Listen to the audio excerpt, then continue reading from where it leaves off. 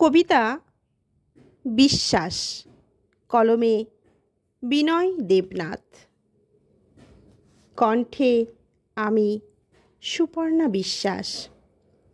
বিশ্বাস, বলুন কাকে করব বিশ্বাস? এই শব্দটির উপর ঘৃণা ধরে গেছে।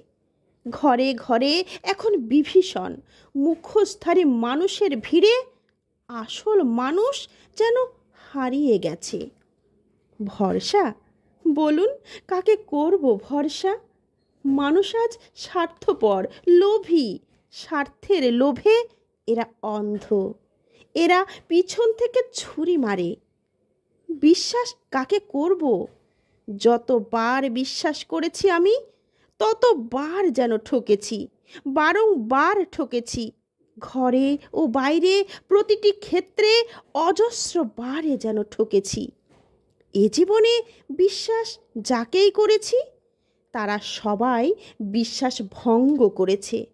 যাকে উপকার করেছি, সেই আজ অনায়াস ভঙ্গিতে যেন হাসি মুখে কৃতঘ্ন। আর ভালোবাসা, বলুন কাকে ভালোবাসবো? ভালোবেসে মানুষকে দেখেছি, তারাও স্বার্থের সুযোগ খোঁজে, আর স্বার্থ ফুরালে অমাবস্যার চাঁদ।